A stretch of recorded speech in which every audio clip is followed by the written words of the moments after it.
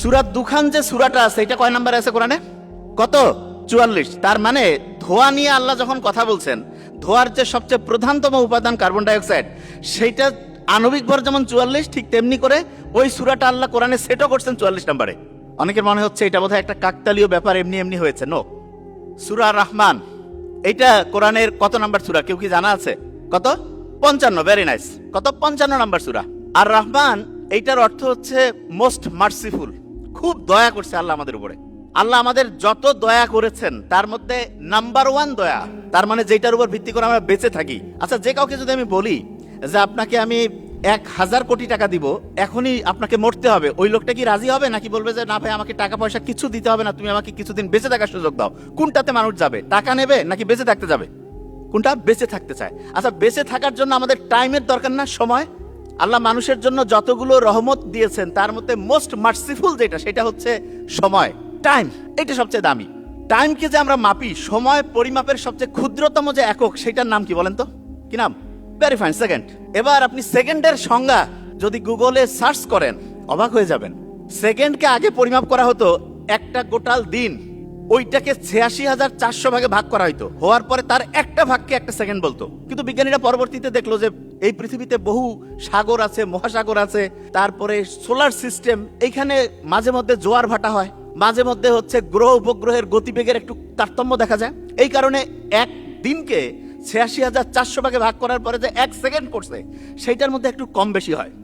এই জন্য বিজ্ঞানীরা খুঁজতে লাগলো যে আমরা সেকেন্ডটাকে এমনভাবে পরিমাপ করতে চাই, এমনভাবে যাতে করে 10 কোটি বছর পরেও এক সেকেন্ডের এদিক ওদিক না হয়। তার মানে সময় পরিমাপের একটা সবচেয়ে স্ট্যান্ডার্ড সিস্টেম দরকার। এই জন্য 1960-এর দশকে তারা ক্যালকুলেশন করতে করতে করতে করতে একটা মৌলের খোঁজ পায়। সেই মৌলটার নাম হচ্ছে সিজিয়াম। কি নাম বলেন তো? সিজিয়াম। কারো কাছে যদি গুগল গুরু থাকে, সার্চ করেন সিজিয়াম 1A গ্রুপের মৌল। পর্যায় সারণীতে 114টা মৌল আছে না, তার মধ্যে 1A গ্রুপে আছে সিজিয়াম। আপনি সার্চ করতে থাকেন, সিজিয়াম যেই পর্যায় সারণীতে আল্লাহ সেট করেছেন, কত নাম্বারে কেউ কি জানেন? 55। Very nice. Surah Rahman most merciful, এইটা কোরআনের কত নাম্বারে আল্লাহ সেট করেছেন? কত? 55।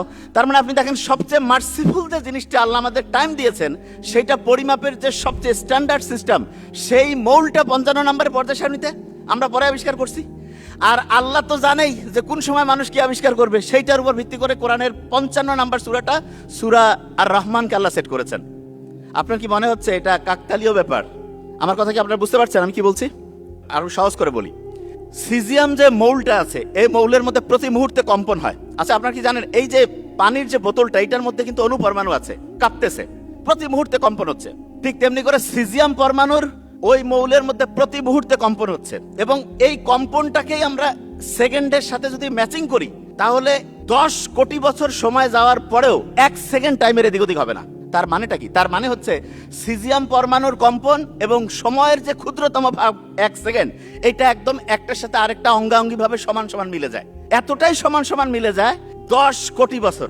1 বছর, 10 বছর, 100 বছর, 1000 বছর না, 1 লক্ষ বছর না, 1 কোটি বছর না, 10 কোটি বছর। 10 কোটি বছর টাইম আগায় যাবে, কিন্তু আপনার সেকেন্ডের একটু হেরফের হবে না যদি আপনি সিজিয়াম পরমাণুর কম্পনের সাথে সেকেন্ডকে পরিমাপ করেন। তার মানে হচ্ছে আল্লাহ যে বলছে যে কোরআন হচ্ছে জ্ঞানীদের জন্য নিদর্শন, আমরা যদি সিজিয়াম পরমাণুর এই ব্যাপারটা আবিষ্কার করতে না পারতাম, তাহলে কি আমরা বুঝতে পারতাম আল্লাহ কোন জায়গায় কোন জিনিস রাখছে? এই জন্য কোরআনের সবচেয়ে অলৌকিকত্ব হচ্ছে যত পড়বেন, যত মেলাবেন, তত বিস্ময়ে অতিভূত হয়ে যাবেন যে কি অসাধারণ জিনিস আল্লাহ দিয়েছেন।